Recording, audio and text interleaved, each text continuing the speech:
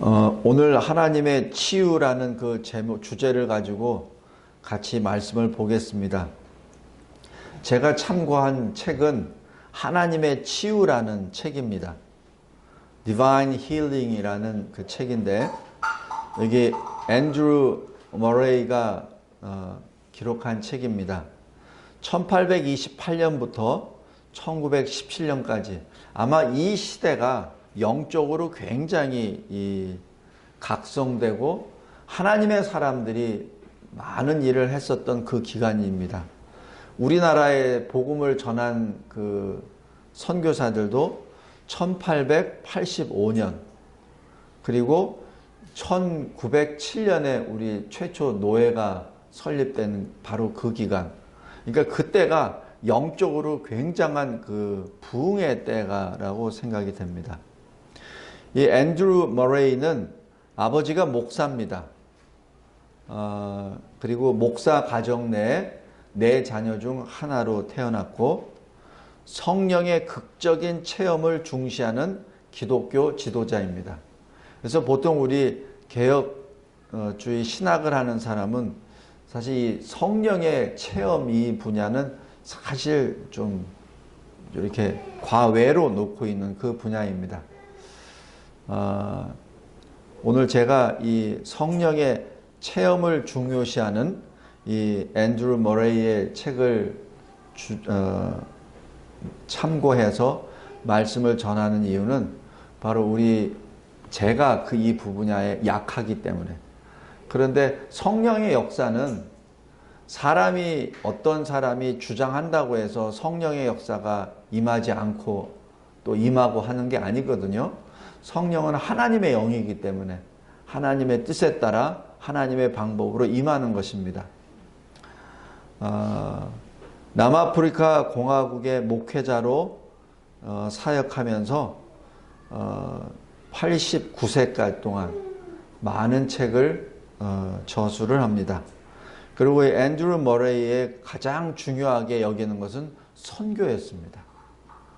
자, 그러면 이 앤드루 머레이의 책을 중심으로 하나님의 치유에 대하여 보겠습니다. 앤드루 머레이가 주장하는 그 치유는 반드시 죄의 용서가 선행되어야 된다라고 주장합니다. 죄의 용서, 죄에 대한 문제가 언급되지 않고 치유는 사실 존재하지 않는다라고 지금 강조하고 있습니다. 또 병의 치유란 죄의 용서를 입증하는 표다라고 주장합니다. 그래서 제가 요거에 대한 근거로 로마서 6장 23절에 대한 말씀을 제가 인용을 했습니다. 죄의 삭은 사망이요 하나님의 은사는 그리스도 예수 우리 주 안에 있는 영생이니라. 바로 우리가 죄 때문에 죽음이 오는데 그 죽음의 과정이 질병이잖아요. 그죠? 물론 전쟁도 있고 여러 가지가 있지만은 사망으로 가는 그 길목이 질병입니다. 그래서 우리가 질병을 앓는다는 것은 죄의 그 한 부분입니다. 그런데 하나님이 은혜로 주신 선물, 은사는 그리스도 안에 있는 영생이다. 바로 영생에는 죽음이 없고 또한 질병도 없다는 것을 의미합니다. 그런데 예수에부터 이 영생을 받기 위해서는 죄 사함을 받는 것이 가장 먼저 요구가 되는 것이죠. 그래서 이 앤드루 머레이가 주장하는 치유는 죄의 용서를 입증하는 사인이다라고 말하는 것이 바로 그 근거입니다. 또 이사야서 53장에 보면은 예수님이 우리 대신 죽으시도 하고 고통도 받으십니다. 그런데 여기 치유에 대한 것이 한 문장이 나와 있어요. 그가 채찍에 맞음으로 우리는 나음을 받았도다 라는 것이 바로 이 본문입니다. 그래서 예수님은 우리를 구원해 주심으로 영생을 얻는 그 길로 인도해 주시기도 하지만은 우리의 병 나음에서도 주님이 역사하셨다는 것을 여기서 의미합니다. 시편 103편 2절 3절에도 이렇게 고백합니다. 내 영혼아 여호와를 송축하며 그 모든 은택을 잊지 말지어다. 여기 은택이라고 하는 것은 은혜로 말미암은 혜택을 말합니다. 하나님의 은혜를 받은 혜택, 은혜의 결과죠. 우리가 바로 은혜의 결과를 입은 사람입니다. 은혜는 추상명사지만 은택은 실제로 내가 가지고 있는 흔적입니다. 저가 내 모든 죄악을 사하시며 내 모든 병을 고치시며 라고 말씀합니다. 바로 이 죄악에 대한 이 용서와 병을 고친다는 것은 바로 이어지는 역사입니다. 그래서 죄에 대한 사함과 병의 치유는 뗄래야 뗄 수 없는 관계에 있습니다. 우리가 아파서 병상에 누웠을 때 하나님께 무척이나 진지합니다. 하나님, 저 좀 안 아프게 해주세요. 저 좀 살려주세요. 저 이번에 살려주면은 제가 뭐 좀 할게요. 그리고 제가 이 고통을 덜어주시면은 제가 뭘 헌신을 할게요. 막 그렇게 합니다.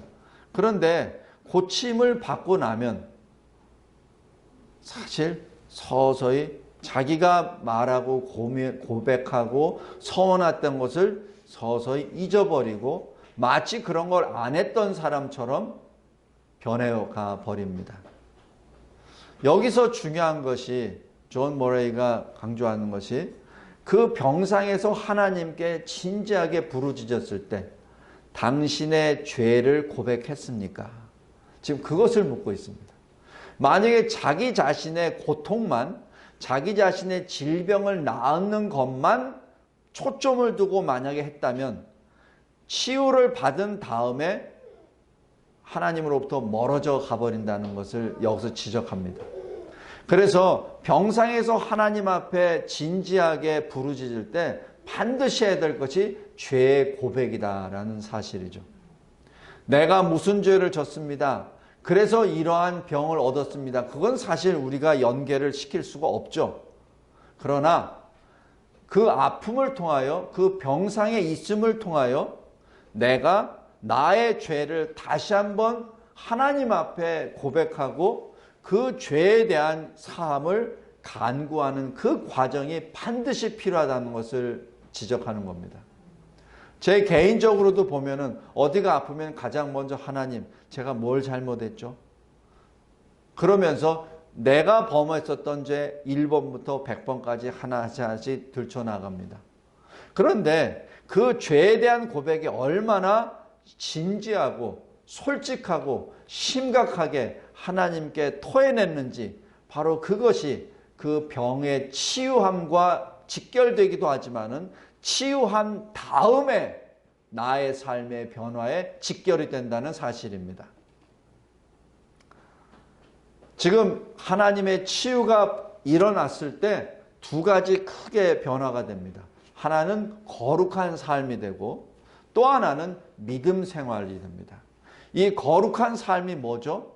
거룩이란 뜻은 세상과 다르고 세상과 구별된다는 뜻이라고 했습니다. 다시 얘기해서 하나님의 치유함을 받은 사람은 세상과 다르고 세상과 구별된 삶을 살게 된다는 것이죠. 왜? 주님의 사랑과 주님의 능력을 체험했기 때문에 더욱더 주님께 가까이 나아가 주님과의 새로운 관계를 갖게 된다는 얘기죠. 전까지만 하더라도 관념적인 주님의 모습이었습니다. 그냥 성경에서 말하니까, 목사님이 그렇게 설교를 했으니까, 내가 신학책에서 그렇게 읽었으니까, 그 정도, 또 누가 말했으니까 라는 그 정도의 주님의 관계에서 이제는 실질적으로 주님이 살아계시는구나, 주님이 내 몸을 낫게 해주셨구나 라는 그 실존적인 인격적인 체험을 통하여 주님과의 새로운 관계가 세워진다는 것을 의미합니다. 그래서 이러한 사람들은 신실하고 경건한 새로운 삶을 시작하게 되죠. 그것이 고린도후서 5장 17절에 그리스도 안에 있는 자는 누구든지 새로운 피조물이라 라는 그 뜻입니다. 두 번째로 하나님의 치유를 받은 사람에게는 믿음의 생활을 하게 되는데, 여기서 우리 잘 알고 있는 마가복음 5장 25절부터 34절까지 12년 동안 혈루증 앓는 여인의 이야기를 잘 알고 있습니다. 예수님이 가고 있는데, 예수님이 그 아이로 제사장의 그 딸을 살려주기 위해서 지금 가고 있는 도중에 많은 무리들이 예수님을 애워싸죠. 그런데 12년 동안 혈루증을 앓는 그 여인이 온 힘을 다해 예수의 뒤로 갑니다. 왜냐하면 감히 대놓고 예수께로 나아갈 자신도 없고, 혈루증을 앓는 여자는 민수기 5장에 부정한 자로 돼 있어서 유대인에게 같이 생활할 수 없는 자입니다. 만약에 가까이 오게 되면 돌로 때려서 이 진중으로 진 밖으로 내쳐야 되는 대상이죠. 마치 한센병 환자처럼. 바로 그러한 사람의 취급입니다. 근데 이 12년 된 혈루증 앓는 여자는 따라서 가족으로부터도 소외되고, 자기가 가지고 있는 모든 재산은 12년 동안 다 써버리고, 이 의사, 이 약 다 했지만 아무것도 없고 12년 동안 피를 흘렸기 때문에 몸은 쇠약할 대로 쇠약해졌고, 그래서 예수님만을 지금 구원의 방법으로 생각하고 지금 달려 들어갔는데, 이 여자가 속으로 생각한 것은 내가 그의 옷에만 손을 대어도 구원을 받으리라 라는 그 신앙이었습니다. 그러자 이 여자가 예수의 옷을 잡는 그 순간 그 피가 말랐다. 이 흐르는 혈루증의 근원이 말랐다라는 것을 느낍니다. 그때 예수님이 뭐라고 하시죠? 예수님이 제자들에게 말씀합니다. 누가 내 옷에 손을 댔느냐? 왜냐하면 예수님은 직감적으로 영적으로 아시죠. 자신의 능력이 나갔음을 아시고 묻습니다. 제자들이 뭐라고 하죠? 주여, 이렇게 많은 사람들이 예수님 한번 만나 뵈려고 이렇게 밀고 닦고 하는데 예수님께 손대는 사람이 한둘입니까? 여기서 어떻게 찾습니까? 라고 얘기했을 때 예수님이 하신 것, 바로 그 여자를 향하여 몸을 돌립니다. 몸을 돌려서 그 여자를 바라봅니다. 그리고 그 여자는 일어나서 자기의 인생에 대하여 간증을 하게 됩니다. 내가 12년 동안 혈루증을 앓았습니다. 내가 이러이러한 고통 중에 있었는데 내가 당신의 옷에만 손을 대면도 내가 구원을 받으리라고 생각했기에 그렇게 했는데 내 몸이 나았습니다. 라고 간증을 하죠. 예수님이 뭐라고 하시죠? 내 믿음이 너를 구원하였다. 여기서 왜 하필 예수님이 그 혈루증 앓았던 그 부정한 여인을 굳이 많은 사람들 앞에 세워서 그 말씀을 꼭 집어서 그 여자에게 간증하도록 했겠나요? 예수님의 성품상 그냥 그거를 모르는 척 할 수도 있습니다. 근데 왜 유독 그 여자를 세우셨나요? 이유가 있습니다. 만약에 그러지 않을 때는 이 여자는 이렇게 말했을 겁니다. 사람들에게. 예수 옷자락만 잡아. 그러면은 병나. 당신 눈 안 보여? 딴 거 생각하지 말고 예수 옷자락만 잡아. 당신 안진뱅이야? 딴 거 생각하지 마. 예수 옷자락만 잡아. 그럼 당신 일어날 수 있어. 뭐죠? 우상입니다. 예수의 옷자락이 우상화 돼버리는 것이죠. 지금 예수님은 그것을 경고하고 그것을 교훈하시는 겁니다. 내 옷자락이 너를 치유하는 것이 아니라 너의 믿음이 너의 구원을 얻었다는 사실이죠. 성도 여러분, 이 여자는 어떤 생활을 했겠습니까? 바로 치유함을 받고 난 다음 믿음의 생활로 들어가죠. 우상의 생활이 아닌 믿음의 생활입니다. 바로 예수님이 치유의 역사를 하신 이유는 바로 여기에 있습니다. 하나님이 우리의 아픈 질병을 치유하시는 것도 마찬가지입니다. 믿음의 생활로 들어서라는 명령이죠. 여기서 소결론으로 하나님의 치유에는 반드시 죄의 고백이 있어야 되고 그 죄의 고백 이후에 치유함을 받은 다음에는 변화된 거룩한 삶과 믿음의 생활로 나아가야 합니다. 여기서 치유의 목적을 보겠습니다. 왜 하나님은 치유해 주십니까? 너의 능력, 너의 노력이 아니라 하나님의 권능을 나타내기 위함입니다. 어느 의사, 어느 약을 자랑하기 위해서 내가 어떻게 열심히 노력을 했더니 내가 이렇게 나았어 라는 것이 아니라 바로 하나님의 권능을 나타내기 위한 것이 치유의 목적의 첫 번째입니다. 그리고 우리 각자의 마음, 병을 앓았던 그 사람의 마음을 주께로 향하기 위함입니다. 우리가 보통 아프면은 의사에게 달려가죠. 또 의사에게 달려갔을 때도 뭐 안 되면은 뭐 하죠? 누가 나와 같은 병에 걸렸다가 나은 사람의 방법을 계속 귀담아 두고 또 똑같이 흉내내기로 하죠. 하여튼 별의별 방법을 다 강구합니다. 그런데 치유의 목적은 그러한 세상의 눈을 돌리는 것이 아니라 하나님께로 돌리는 것입니다.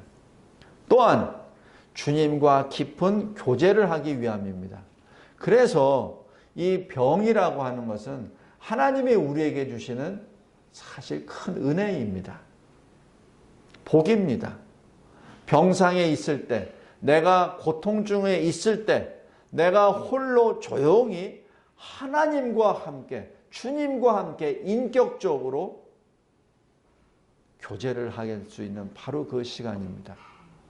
사람이 줄 수 없는 깊은 교제, 세상이 줄 수 없는 깊은 만남을 그 침상에서, 병상에서 갖게 되는 것이죠.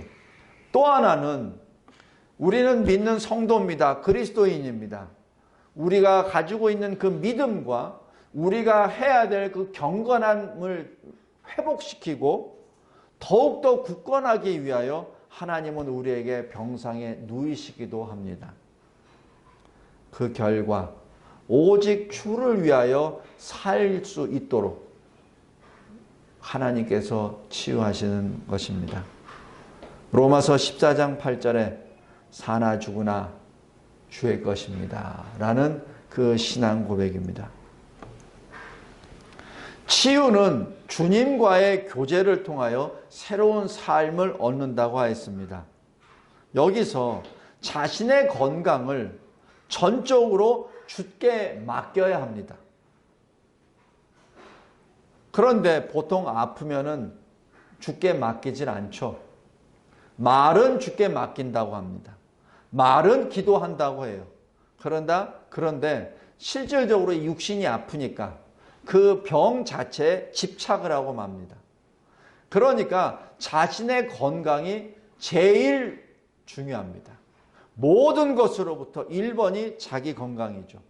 그러니까 약간의 증상의 반응도 아주 극심하게 반응하게 돼버립니다. 특별히 병이 좀 나은 듯 하다가 다시 또 증상이 악화되는 듯 하면 더 몰두하게 돼버립니다. 자기 몸만 생각하게 되죠. 제 개인적인 것으로도 그렇습니다. 처음에는 성경 들고 기도도 하는 것 하다가 이것이 계속 하루 이틀 지나다 보면은 자기 몸에 이 몸뚱이에다가만 계속 집착하게 되고 그 몸뚱이가 좋아진다고 하는 것만 집착해서 계속하고 거기에 대해서 조금만 뭔가 틀어지면은 이건 어떻게 돼? 저건 어떻게 돼? 하고 관련된 사람들한테 계속 물어보고 확인하고 합니다. 거기에 주님이 빠져버려요. 그것이 이 머레이가 지금 지적하는 겁니다. 병은 하나님께서 하나님과 함께 깊이 교제하라고 주시는 은혜의 기회인데 오히려 그거를 통하여 주님과의 관계가 더 멀어져 버리고 주님과의 관계가 더 소홀해진다는 것을 여기서 지적합니다. 그것을 한 챕터를 계속 강조합니다. 지금 제가 슬라이드에서 이거 한 거가 한 챕터입니다. 지금 이 머레이가 계속 하는 것이 여기에 굉장히 초점을 둡니다. 병은 여러분에게 엄청난 고통을 주지만 바로 그 고통이 실은 은혜의 수단입니다. 라는 것이죠. 그래서 오직 주께 믿음으로 맡겨라 라는 것이 사실입니다. 그러면서 이 치유는 성령의 역사입니다. 왜냐하면 그 성령의 역사는 믿지 않는 사람의 믿음을 주는 것이 아니라 믿는 사람의 믿음을 더욱 굳건하게 하여 성화의 길을 걸어감으로 주께 영광을 드리기 위함입니다. 그래서 성령은 우리를 끈으로 묶어주시는데 주님과 함께 묶어주시는데 이 병과 이 치유가 바로 그 선한 계기가 된다는 것을 여기서 꼭 짚고 넘어갑니다. 질병, 그래서 큰 복입니다. 어떻게 보면 질병은 징계입니다. 왜? 우린 모두 죄인이잖아요. 그 죄의 싹은 사망이요. 그 사망의 과정이 바로 질병이 아닌지요. 그래서 이 머레이가 하는 것이 이 질병도 하나의 징계입니다. 이 징계는 히브리서 12장 10절과 11절에 이렇게 기록합니다. 그들은 잠시 자기의 뜻대로 우리를 징계하였거니와 오직 하나님은 우리의 유익을 위하여 그의 거룩하심에 참여하게 하시느니라. 무릇 징계가 당시에는 즐거워 보이지 않고 슬퍼 보이나 후에 그로 말미암아 연단받은 자들은 의와 평강의 열매를 맺느니라 라는 얘기죠. 바로 이 질병이라고 하는 것은 하나님의 거룩하심에 참여하기 위하여 하나님이 주시는 복이라는 사실입니다. 그리고 이 질병이라고 하는 것은 내 뜻대로 사는 것이 아니라 하나님이 요구하시는 바로 거룩한 삶을 살도록 인도해 주시는 수단이라는 것이죠. 결국에는 의와 평강의 열매를 맺는 수단이 그 길이 바로 이 질병이라는 것입니다. 그래서 머레이는 이 질병이 하나님이 우리에게 주시는 큰 복입니다 라고 고백합니다. 믿는 사람은 어떤 일이 벌어졌을 때 하나님이 행하셨다고 하죠. 예를 들어서 내가 무슨 질병을 앓았는데 어느 병원 가서 고침을 받았습니다. 그래도 나는 이렇게 고백합니다. 하나님이 나를 고쳐주셨습니다. 하나님이 어느 병원에 누구 의사를 통하여 나를 고쳐주셨습니다. 이렇게 고백합니다. 그러나 믿지 않는 자는 어떻게 하죠? 내가 어느 병원, 어느 의사 명의를 만나서 나는 고쳤어.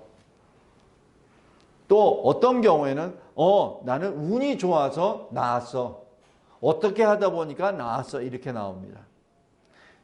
그리스도인에게는 어떻게 해서 우연이 없습니다. 그리스도에게는 모든 것이 필연입니다. 그러나 그리스도 밖에 있는 자에게는 우연이 들어가죠. 그래서 영어로도 보면은 우연이 by nature입니다. 자연스럽게 그냥 하다 보니까 났어 이렇게 돼버리죠. 그러나 우리 그리스도인은 설사 내가 병원에 안 가고 약을 안 먹어도 내가 낫을 때 우리는 뭐라고 하냐면 하나님이 낫게 해주셨습니다. 이렇게 말씀합니다. 왜냐하면 우연은 그리스도인에게는 없기 때문에 그렇습니다. 하나님이 하셨죠. 제가 전에 말씀드렸지만 의사가 할 수 있는 것은 암을 이게 떼내는 것은 의사가 합니다. 그러나 그 떼낸 자리를 회복시키는 것은 하나님이 하십니다. 그거는 의사가 못합니다. 막말로 의사는 잘라진 데를 꼬매는 거는 됩니다. 그러나 그 꼬매진 환부를 이어주고 다시 새살을 돋게 하는 것은 하나님입니다. 그래서 이 질병 자체가 하나님의 보고의 바로 그 길임을 여기서 증명합니다. 또 머레이가 얘기하는 것은 이 질병의 궁극적인 도착역이 어디죠? 종착역이 죽음입니다. 그 죽음을 이렇게 말합니다.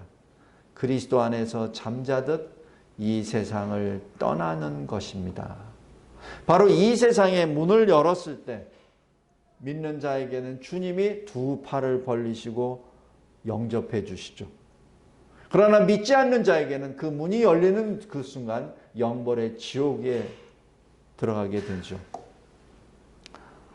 이 세상에 힘든 일을 다 마친 후에 가는 그 수면이 바로 죽음입니다. 그래서 이 죽음 자체에 대하여 이 그리스도인에게는 사실 두려움의 순간이 아니라 안식의 순간이요. 그리고 기쁨의 순간입니다. 또 치유를 뭐라고 했죠? 하나님과의 만남, 교제라고 했죠. 바로 이 하나님과의 만남을 위해서 우리가 병상에 누웠을 때 무엇을 가장 먼저 해야 되냐면 양심을 살피고 죄를 고백하는 것이 반드시 선행되어야 된다는 뜻입니다. 특별히 우리가 연약해졌을 때, 특별히 내가 중병에 앓았을 때 내가 해야 되는 것은 죄 고백입니다. 하나님이 우리에게 주신 양심에 따라 죄를 고백하는 일입니다. 그러므로 인하여 치유를 받은 자는 온전히 자기 자신을 주께 바치게 됩니다. 자기의 생명이 주님의 것임을 매 순간순간마다 인지합니다. 주와 함께 보다 친밀하고 즐거운 교제를 하게 되죠. 그리고 습관적으로 주님을 의지합니다.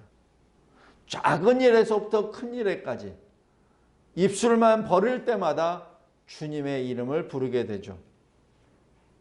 그 습관이 바로 자신의 성품이 되는 것 아닙니까? 그것이 인생이 되는 것이죠. 그리고 치유를 받은 자는 온전한 헌신을 통하여 예수로부터 새 힘을 얻게 됩니다. 이 치유는 하나님의 뜻입니다.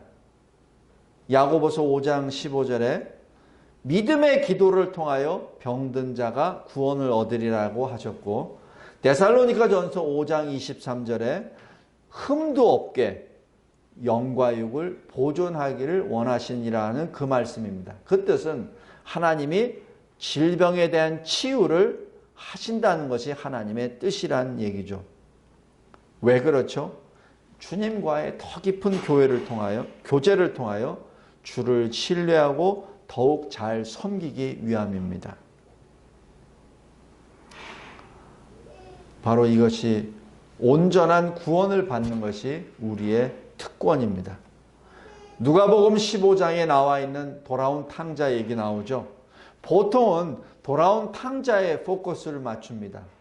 그러나 실은 지금 돌아온 탕자보다도 더 아픈 질병에, 영적 질병에 있는 사람이 바로 그 맏아들입니다. 집에 있었어요. 아버지와 함께 있었어요.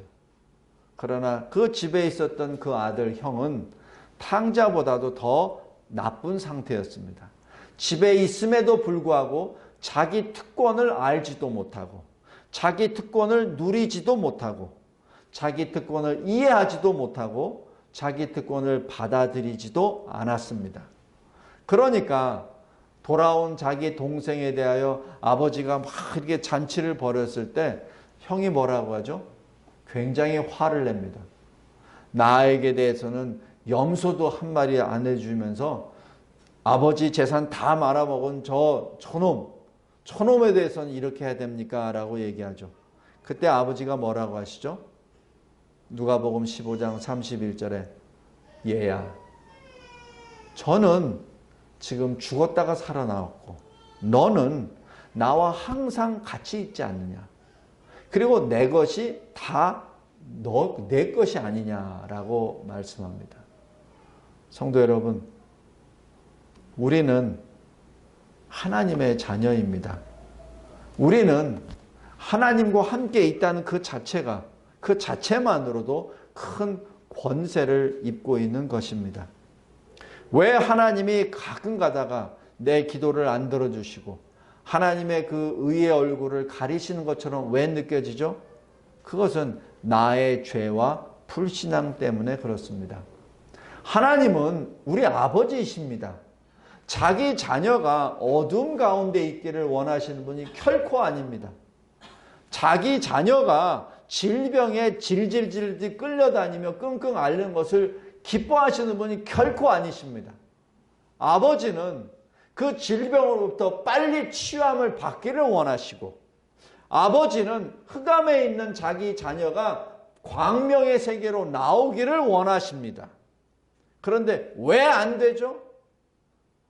그것은 하나님의 팔이 짧아서 그런 것이 아니고 하나님의 능력이 부족해서 그런 것이 아니라 바로 내 죄와 내 불신앙 때문에 그렇습니다. 항상 나에다가 먼저 초점을 맞추기 바랍니다. 이 세상이 자꾸자꾸 악해지는 것의 하나의 중요한 징표는 무슨 일이 벌어지면 남 탓을 해요.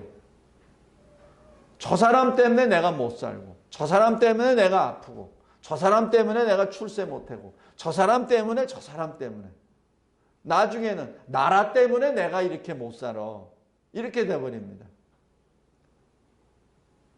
그리고 더 나아가서는 어떻게 하죠? 하나님 때문에 내가 이렇게 됐어. 하나님이 모든 만물을 다 지으시고 통치하시는데 하나님이 나를 안 돌봐주니까 이렇게 돼. 이건 어떤 모습이죠? 그 광야 이스라엘 백성하고 뭐가 다릅니까? 하나님은 우리가 죄와 불신앙 가운데, 우리가 질병 가운데, 흑암 가운데 있는 것을 결코 원하시지 않습니다. 하나님은 우리가 하나님과 함께 있기를 원하시고 하나님의 사랑의 그 속에 계속 살기를 원하십니다. 오죽 원하시면 독생자 예수 그리스도까지 이 세상에 보내시기까지 하셨겠습니까? 얼마나 원하셨으면 그 아들 독생자의 십자가의 죽으심을 통하여 우리가 빛의 세계로 나오시기를 그렇게 원하셨습니까?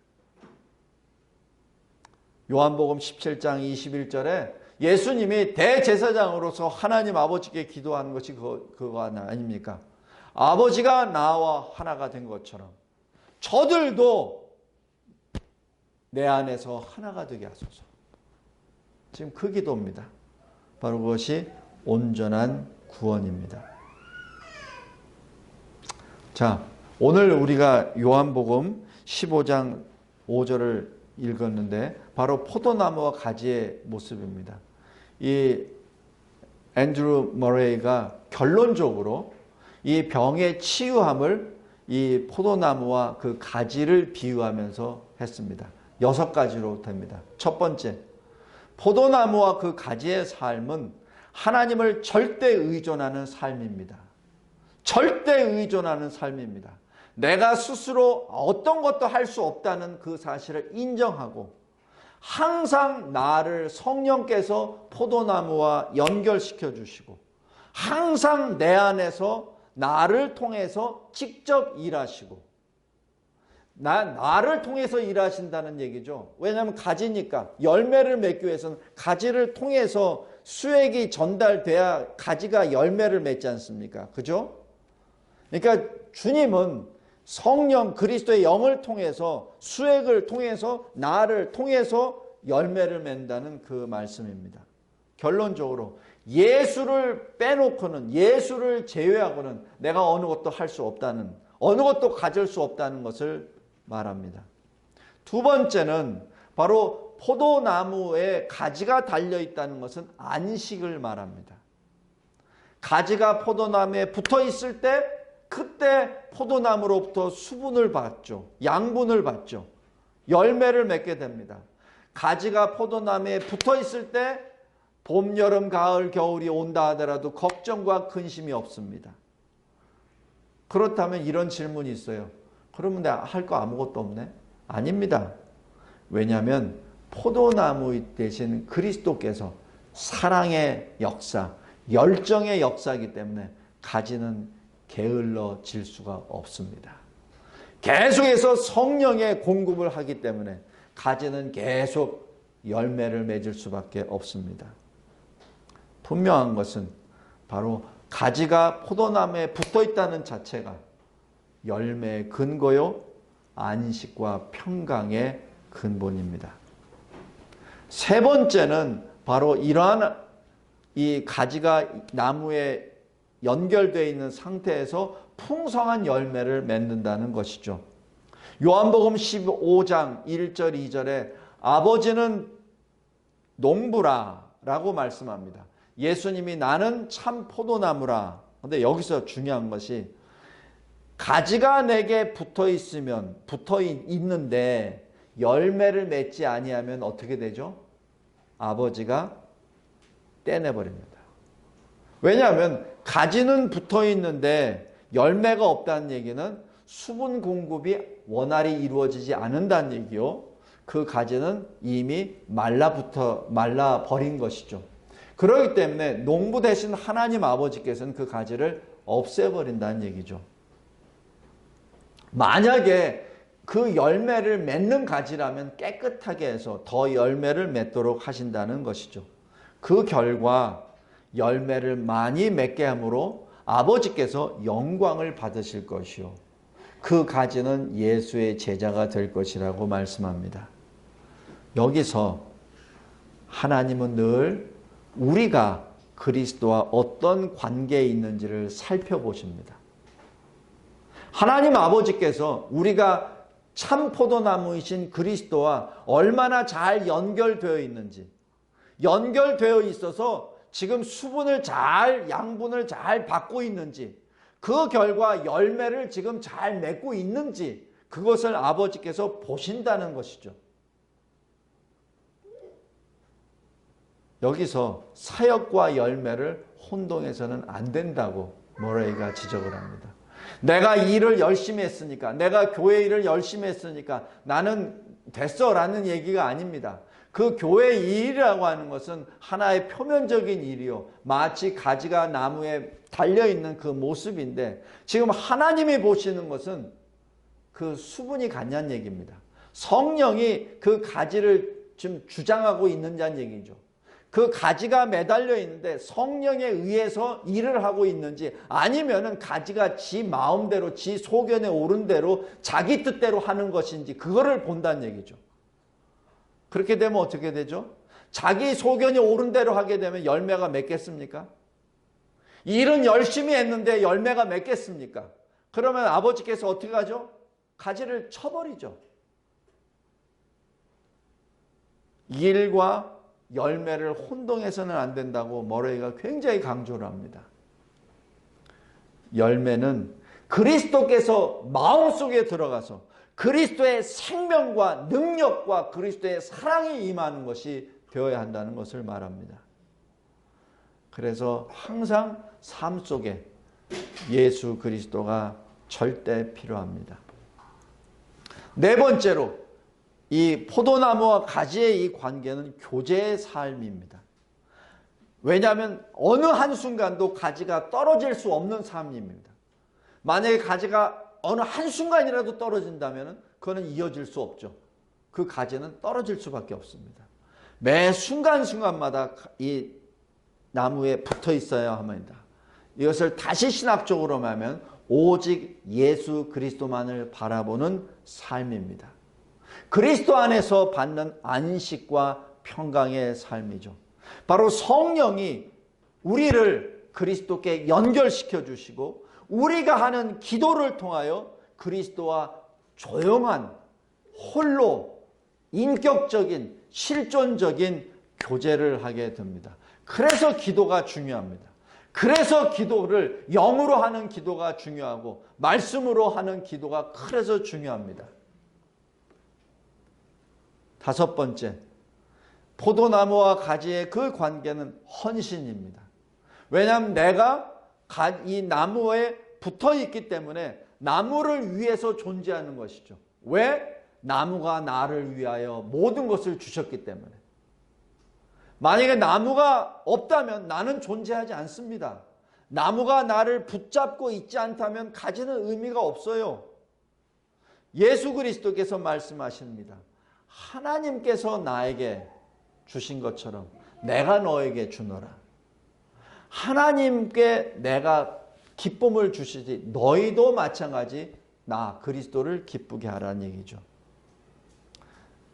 성도 여러분, 헌신을 잘못 생각해서 내 가족을 보호하기 위해서, 내 직장을 갖기 위해서, 어떤 이 나라를 지키기 위해서, 자기 자신을 보호하기 위해서 교회 봉사를 합니까? 그렇다면 그건 초점이 달라진 것이죠. 초점이 달라진 겁니다. 가지가 포도나무를 보고 열심히 열매를 맺어야 되는데 포도나무는 보지 아니하고 다른 거를 봤을 때는 어떻게 되죠? 떨어집니다. 아무리 열심히 해도 떨어집니다. 자, 그것을 다른 말로 왜 나는 주님을 기쁘시게 하는 삶이 참 어려울까? 내가 이렇게 10년, 20년, 30년, 40년 했는데도 왜 아직까지도 나는 그렇게 그리스도의 열매가 없고 왜 아직도 나는 주의 일을 하는데 이렇게 힘들지? 내가 수십 년을 11조를 했는데도 왜 아직까지도 나는 주의 기쁨을 위해서 일하는데 이렇게 내한테 부담이 되지? 여기서 앤드루 모레이가 이렇게 4가지로 이유를 댑니다. 무의식적으로 타협적인 입장을 취하기 때문입니다. 바로 하나님을 위해서 전적으로 하나님께 헌신하는 삶이 되어야 되는데 자기도 모르는 사이에 타협하는 것이죠. 세상과 타협합니다. 자기도 모르게. 그래서 하나님께 나의 죄를 고백할 때 진정으로 신앙의 양심으로 고백해야 됩니다. 솔직하게 고백해야 됩니다. 그러지 아니하고 그냥 대강대강 마치 다른 사람들에게 보이기 위해서 대강대강 한다는 것은 바로 타협입니다. 두 번째로 하나님께 복을 간구합니다. 그런데 내 뜻대로 살면서 복을 구합니다. 하나님 뜻대로 살면서 복을 구해야 되는데 내 뜻대로 해요. 참 이게 아주 미묘한 차이인데 그래서 제가 계속해서 말씀드리는 게 주님 앞에 솔직해야 된다고요. 주님 앞에 진정으로 솔직해야 됩니다. 왜냐하면 주님은 우리 껍데기를 보시는 분이 아니라 우리 중심을 보시는 분이기 때문에 그렇습니다. 내 뜻대로 살면서 하나님으로부터 복을 달라 그래요.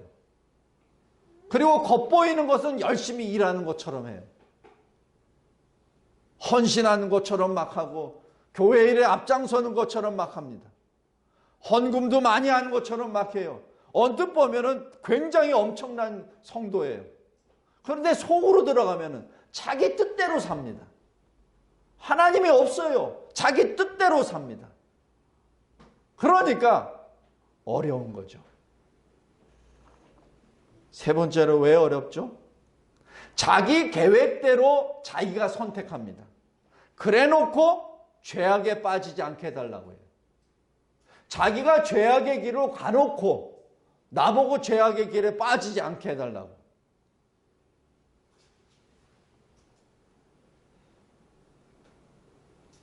네 번째로 주의 뜻에 합당하지 않으면서 주께 온전히 맡기지도 않으면서 하나님 왜 나는 주님을 기쁘시게 못합니까?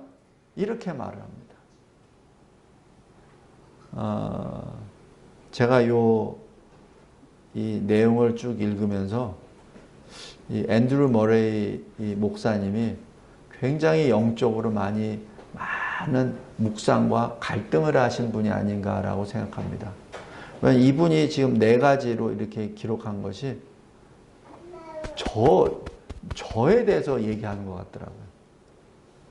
겉으로는 번지르하게 목사면서, 겉으로는 번지르하게 경건하게 사는 척 하면서, 근데 속으로는 지금 내 뜻을 자꾸 하면서 하나님께 간구하고 기도하는 것도 내 뜻을 이루게 하려고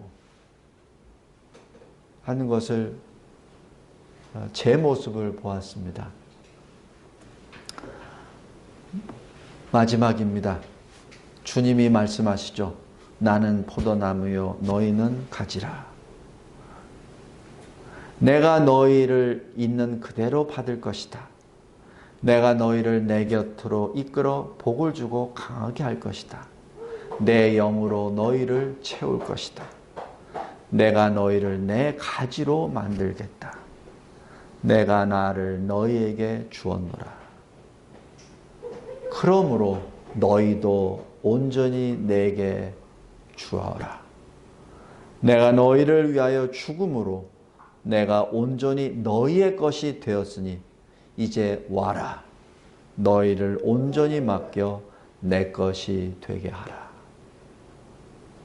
말씀을 맺겠습니다.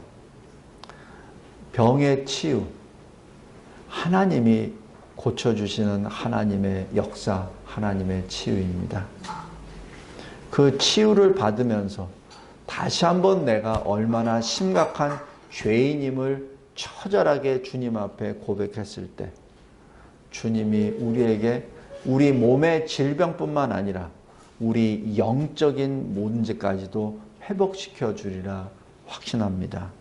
왜냐하면 주님은 참 포도나무요 우리는 그의 가지이기 때문에 그렇습니다. 기도하겠습니다. 하나님 아버지 감사하고 감사합니다. 하나님의 사람 앤드루 머레이의 이 글을 보고 많은 찔림이 있었습니다. 그리고 그렇구나 하며 많은 눈물이 있었음을 고백합니다. 하나님, 앤드루 머레이를 통하여 주시는 그 찔림이 나의 인생에 새 힘이 되게 해 주셔서 새롭게 변화를 받아 하나님께 매 순간마다 드리는 거룩한 산 제물이 되게 하옵소서. 예수 그리스도의 이름으로 기도드리옵나이다. 아멘.